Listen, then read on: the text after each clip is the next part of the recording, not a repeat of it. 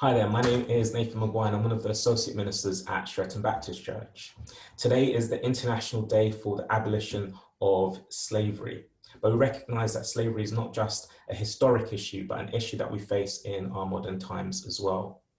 Did you know, for example, that an estimated 40.3 million people are in modern slavery, including 24.9 in forced labour and 15.4 million in forced marriages? There are 5.4 victims of modern slavery for every 1,000 people in the world, and 1 in 4 of those victims are children. Women and girls are disproportionately affected by forced labour, accounting for 99% of victims in the commercial sex trade and 58% in other sectors. We have 2 esteemed guests with us today. The first is Alianore Smith, and she is a Church Partnerships Manager at International Justice Mission UK. IGM, or International Justice Mission, is a global organisation that partners with local authorities in 21 programmes offices in 13 countries to combat slavery, violence against women and children, and police abuse of power against people who are poor. The second of our guests is Peter Grant, and Peter was the team leader for the Independent Commission for Aid Impacts Modern Slavery Review, published on the 14th of October this year. He has since 2010 been a senior fellow for Agulhas Applied Knowledge. Prior to this, Peter spent 5 years as International Director of Tearfund and 15 years working for the Department for International Development. His final post at DFID from 2002 to 2005 was as Director, International, with responsibility for the UK's Multilateral Development Partnership. In 2010, Peter was one of the co-founders of Restored, a charity seeking to end the violence against women. Peter Grant is also a church member here at Streatham Baptist Church. Without further ado, I'll hand over to Alianore and to Peter. Thanks, Nathan. Hi everyone. I'm Alianore Smith, and I work at International Justice Mission, which is known as IGM to its friends. Today I want to talk a little bit about the issue of modern slavery. So IGM is the largest anti-slavery organisation in the world. Our mission is to protect people in poverty from violence by rescuing victims, bringing criminals to justice, restoring survivors to safety and strength, and helping local law enforcement build a safe future that lasts. So it's estimated that in slavery today are 40 million people, which is more than any other time in history.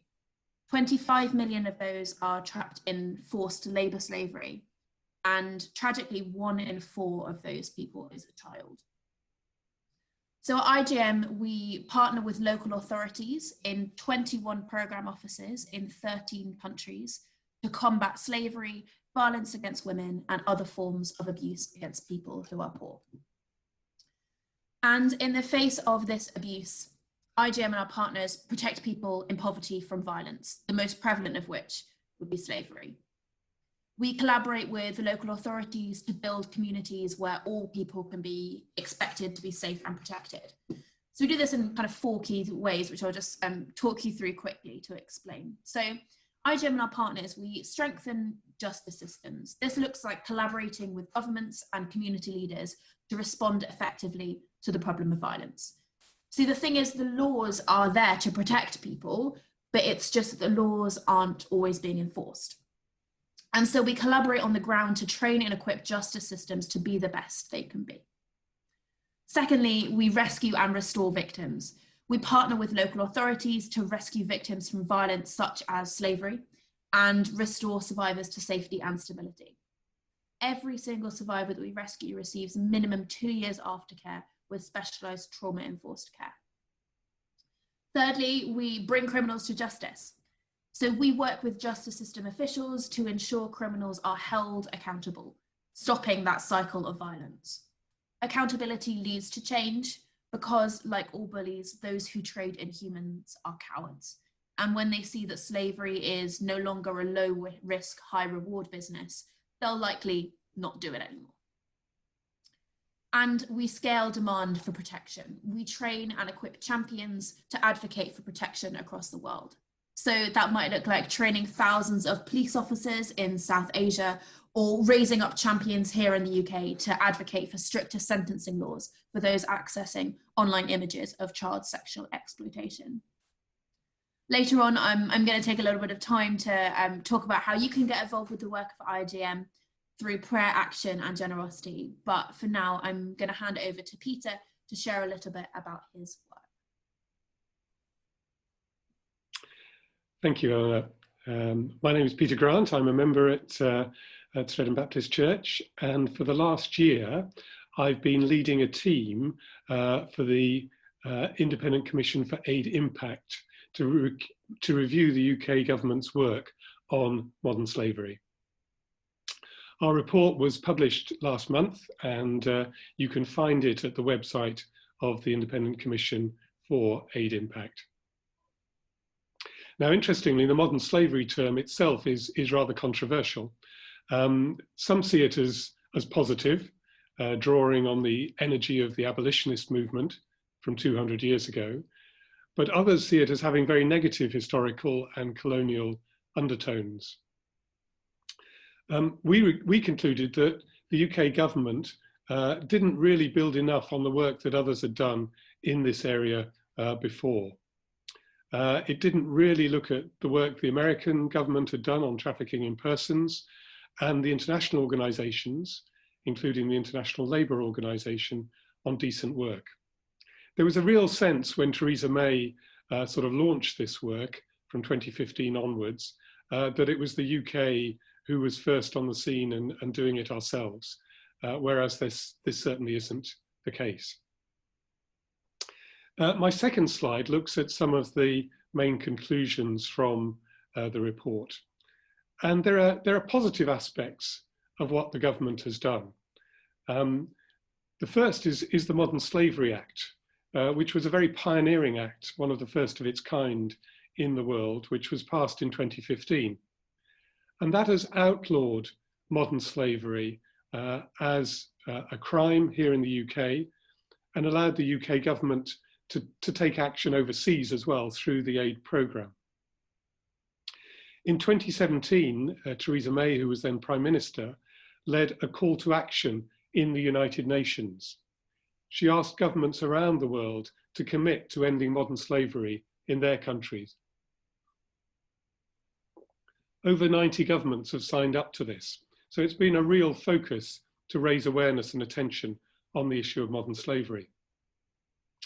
And the government's committed over £200 million of your tax money to spend on these issues, but with very little evidence, sadly, of impact, at least so far. And we were critical in certain areas of the government's work.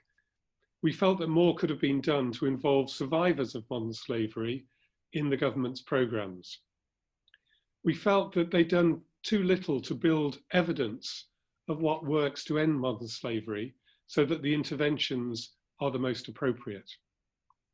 And we feel that better cooperation could have been undertaken with the private sector, with companies, with other governments, to make our work more effective. My third slide looks at a bit of the breakdown of government programmes to address modern slavery. And if we move on to that slide, you'll see that there's a bit of an imbalance. There's been a lot of focus on human trafficking. The government's been very concerned to stop people coming to the UK, to stop people being trafficked to the UK for modern slavery. There's also a lot of work on forced labour and sexual exploitation. But during the study, I was particularly just convicted in my heart about the issue of domestic servitude. Now, that's a problem where many people, often women, go abroad to work, perhaps as nannies or as domestic servants in households, and they become completely hidden. Often they're abused, often they're underpaid, often their papers, their passports are taken away from them, and there's nobody to advocate for them, to say, how are they being treated? And very often they go to countries in the Gulf, countries which have fairly weak frameworks of law to enforce the rights of individuals in these situations. And I feel it's our job to speak out for the most poor and the most vulnerable in these situations. As part of the study, we were confronted with some of the most horrific examples of modern slavery. We went on 2 country visits. The first of them was to Bangladesh, and there's a slide here which shows some pictures of Bangladesh where my wife Stella and I used to live in the 1990s. We stayed mainly in Dhaka, and I was taken to see some of the tanneries, some of the leather working areas in Dhaka, where sadly there are many hundreds of child labourers working in the companies there. They're exposed to harmful chemicals. They're working really in unregulated situations. You can see pictures there of the leather piled up for processing. It's very dangerous work, and the children are often exposed to the worst of it. Also in Bangladesh, we saw government projects dealing with people going abroad, migrating for labour, doing a good job to equip people going abroad with the kind of knowledge that they need to protect themselves when they're travelling. But little evidence that really the projects were reducing the abuses that were taking place in those destination countries. So that was Bangladesh. And in our second visit was to Nigeria, where we went to first to Lagos, and then to Edo State, and then finally to Abuja to meet the government. And the problems in Nigeria are a bit different. There are lots of internal issues of domestic servitude that I've talked about that our government really isn't doing very much to address. But what they are focused on is trying to address the issues of trafficking. Now, a lot of women in Edo State are promised good jobs abroad if they just travel across the Sahara. The reality is that many of them die on the journey, and that when they get to Libya, where they hope will lead to a job in Europe, they stop there. They're subject to horrific abuse there. They're often forced into prostitution. And even those who get to Europe equally face in Italy and across Europe horrific abuse in terms of being forced into sex work, into brothels, deprived of their liberty, and often with no way of escaping. Now, the Nigerian government funded flights to get Nigerians back from Libya, and the UK government has been supporting them on return to reintegrate in society, to set up little businesses like that shop you can see there. And we spoke to people who were hugely grateful that they'd been rescued from the kind of life that they were being subjected to through modern slavery.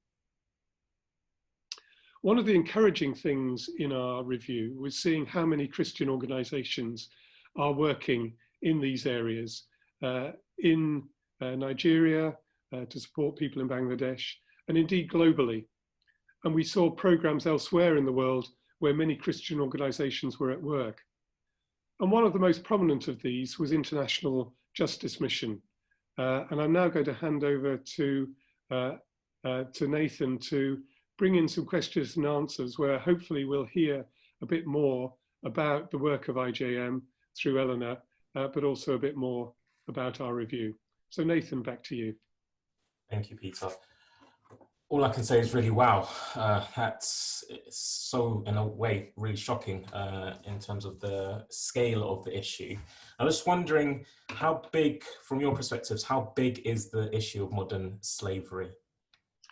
Well, it's huge, sadly, and it's in every country in the world. We've got a map here, which Nathan can bring up for us, showing some of the distribution of modern slavery. And as Eleanor said, the estimates are perhaps 40 million people in modern slavery. And you see here the countries with the more the greens, the yellows, and indeed especially the reds are where it's most prevalent. So more particularly in some of the poorer countries in the world, particularly in South Asia, you can see there in Afghanistan through to Iran, and also in Southeast Asia, where there's a lot of sexual exploitation. But it's everywhere, sadly. And it's estimated that perhaps up to 100,000 people are affected in the UK, many of those working unseen in nail parlours, in agriculture, in car washes, in restaurants, and sadly COVID-19 making it worse, making more people vulnerable to modern slavery and increasing the exploitation that's going on.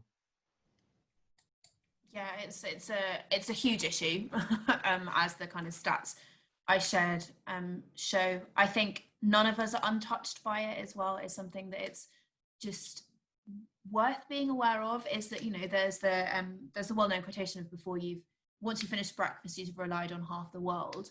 Well, the likelihood is that some of that half the world is enslaved. And so just shocking statistics like 2 children are trafficked every minute. And it's so, I find it very easy to hear those stats and be like, oh, 40 million. Okay, that's a big number. And then you think every single one of those people is a human being known by God, loved by him, loved by others. And suddenly it's incomprehensibly large at some level. And so the work that's being done around the world to put an end to it is gathering momentum, and we believe that we can see an end to slavery in our lifetime, but let's not underestimate the scale of the problem. Thank you. I guess in thinking this through, and kind of because it's such a complex issue, often people are kind of wrestling through with some of the drivers and the causes. So what, from your perspective, what are some of the causes and drivers of modern slavery? Yeah, that's a really good question, and not a simple one to answer, because different places will have different causes and drivers and different areas in terms of areas of modern slavery. One of the things that IGM has discovered through its research is that one of the causes and drivers of modern slavery is when the rule of law is weak.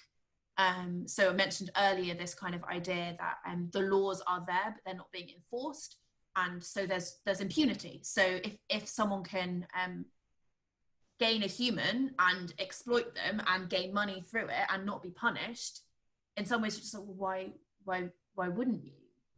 We are all fundamentally broken, we're all flawed, we're all selfish. And so when the rule of law is weak and there is impunity for those who are engaging in these kind of activities, the problem grows exponentially. And another part of the problem is if people are going in to rescue victims but then not prosecute and seek justice for the perpetrators, you're creating this vacuum of, well, if you rescue someone and then let the person who's doing it get away with it, you're just creating this vacuum because they're just going to get more people, right?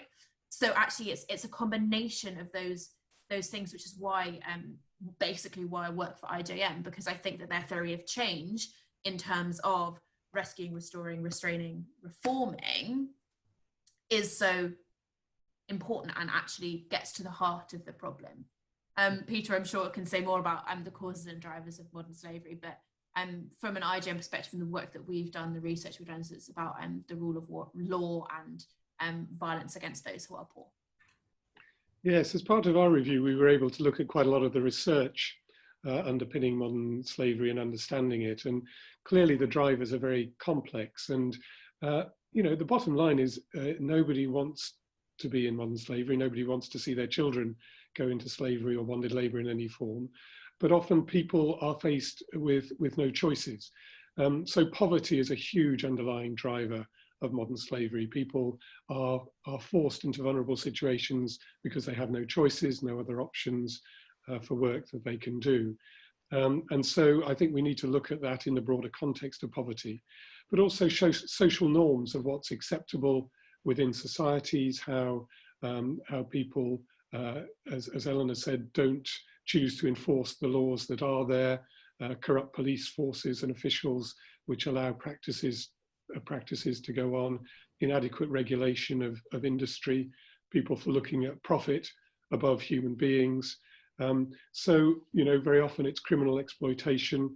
Sometimes it's individuals. I was struck in Nigeria, the number of families who were willing to see their daughters take a risk of going overseas, you know, because they wanted to see the social status of their families rise and their wealth increase.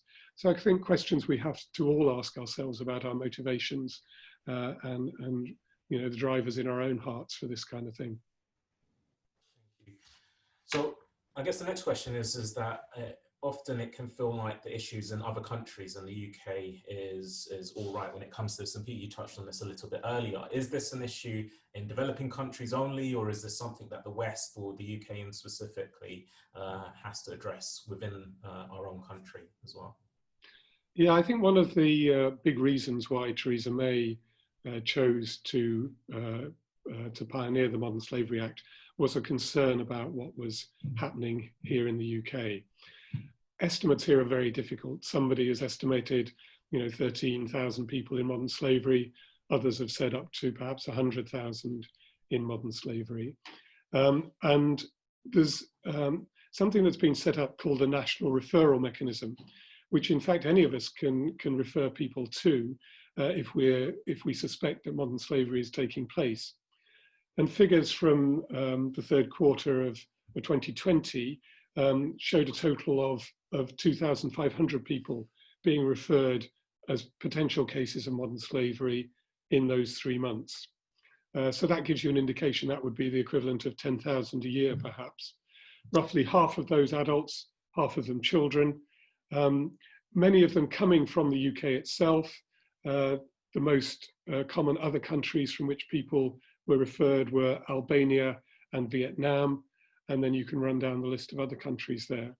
And labour exploitation, the most common, criminal exploitation for children particularly, within that sexual exploitation, forced labour and so on.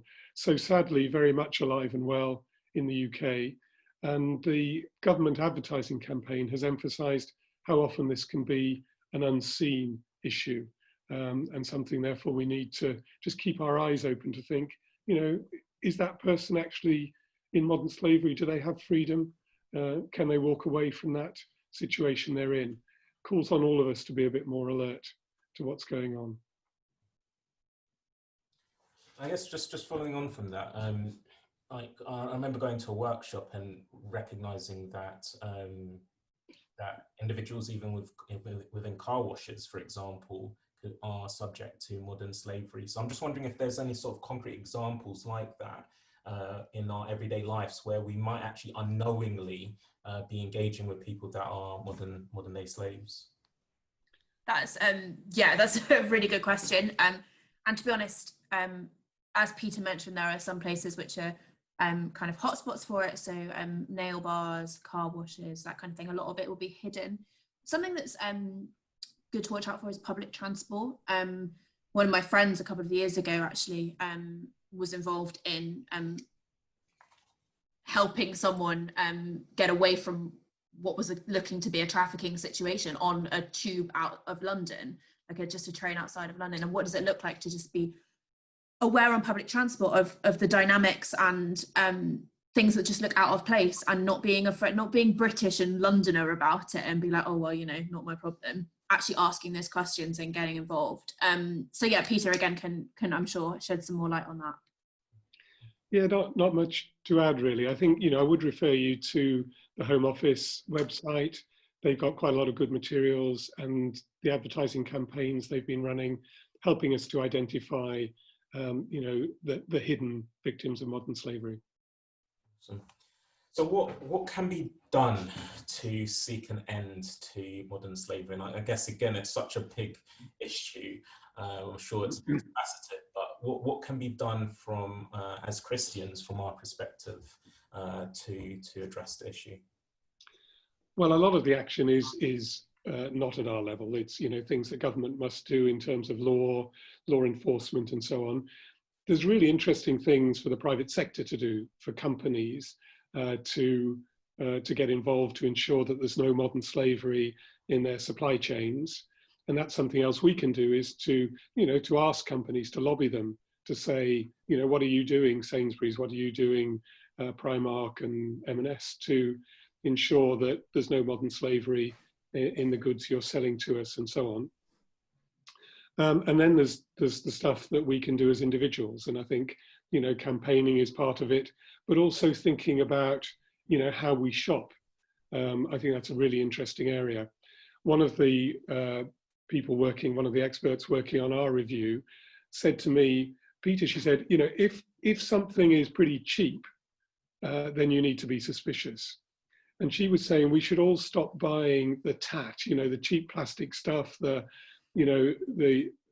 stuff that is too good to be true in terms of its price, maybe because people are being exploited to produce it. And, you know, really ask ourselves, do we need this? And are we sure that it's being produced in a way that isn't promoting modern slavery? Sometime next month, Eleanor and I are going to be doing a seminar with someone from a company called Tony's Chocolonely, which is a chocolate company which is really committed to ending modern slavery. And you can buy their chocolate online or at Sainsbury's.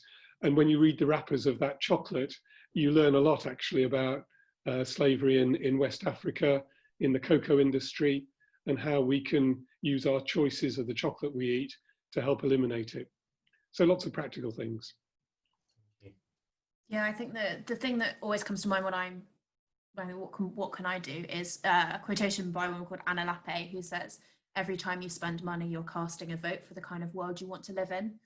And so what does it look like to take it upon ourselves? Like, let's be honest, ultimately, one person can't stop modern slavery, but we can all do something. So whether that's consuming ethically, making ethical choices, and places like Good On You has a good app for having a look at ethical consumers, ethicalconsumer.org, a great little startup called Know the Origin has a collection of ethical items. Again, Tony's Chocolonely is the best chocolate in the world, not only for its ethics, but also its chocolate. And you can really kind of look around for things and think about actually what kind of world you want to live in and how are you working towards that. Thank you. And I guess the last question is, and you've touched on this a little bit in your presentation, Eleanor, is that how can we pray? How should we be as Christians praying for the issue to see an end to this issue? Yeah, again, sometimes when I'm confronted by this, I don't have words. And so I just kind of have to sit with it with Jesus and just sit with it and be like, Jesus, you know, you see, you know, you understand, you love, and therefore I'm entrusting into your hands. And one of the things we talk about at IGM is that it's God's weight. It's our work, but it's God's weight. And so what does it mean to throw the weight of all that weighs heavy upon us with regards to this issue onto God and be like, your yoke is easy, your burden is light, and I trust you to bear this. There's a really good Fleming Rutledge quote. She's my current new favorite theologian, and she says this: to be a Christian is to live every day of our lives in solidarity with those who sit in darkness and in the shadow of death, but to live in the unshakable hope of those who expect the dawn. And so to pray for this issue is to sit with it, but to sit with it and hold hope. And that's really hard. And sometimes you have to pray about holding hope and be like, God, how do I hold this? And so what we do at IGM is it looks like praying specifically. Maybe pick a country, maybe pick one of the IGM field offices, maybe pick an issue and commit to praying for it every day, once a week, once a month, whatever that looks like for you. Commit to pray for that continually and be persistent in prayer. Pray for breakthrough, because as we see in, I think it's Luke 18 with the parable of the persistent widow, prayer makes a difference, and prayer forms us as well. And so when it comes to how can we pray about this issue, the answer is we just have to start, and we have to hold the brokenness, cast the weight of it onto God, and seek to cling to the hope that the dawn is coming, and God is making all things new, and we are not finished yet, and nor is he. So practical tips, I can give you those, but actually for me it's more about kind of clinging to the hope and casting the weight of it onto Jesus. Amen. Thank you. And I'm just going to hand over to you to kind of sum up some of the key actions and how people can get involved with some of the work that IGM is doing. Yeah, great. Thanks, Nathan. I'm just going to give you 3 quick points. One of them I've just spoken about, which is prayer. At IGM, as a Christian organisation, we're built on prayer. What we covet most is your prayers. IGM staff are contracted to pray for an hour a day. That's 250,000 hours over the course of the year, just by our staff team.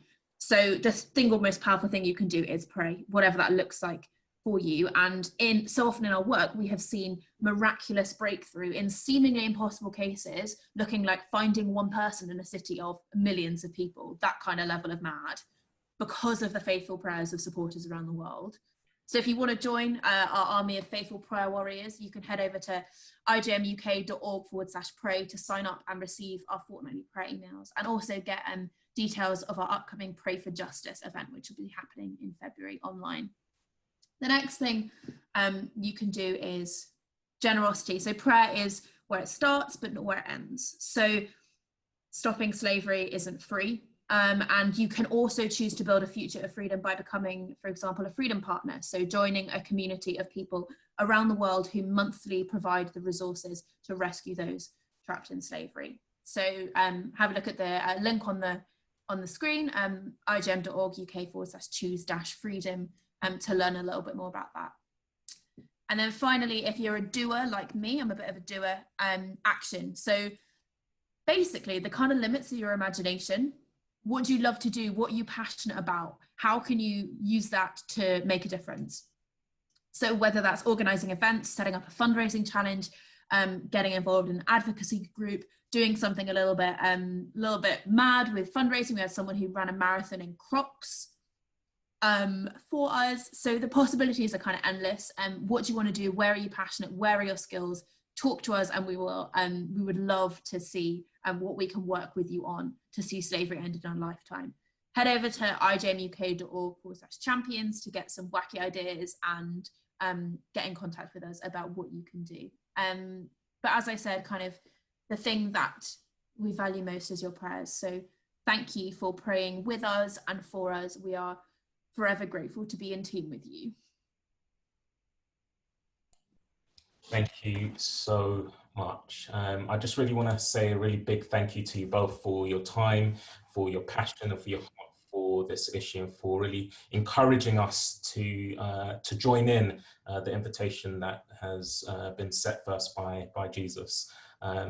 We will certainly continue to keep you, Alianore, and IGM in our prayers. And thank you so much as well, Peter. I'm sure Peter will continue to work with us to ensure that as a Christian community, we are seeking to place ourselves in solidarity with those in darkness and those who are being marginalized in our local community and world. So thank you so much for your time. Thanks.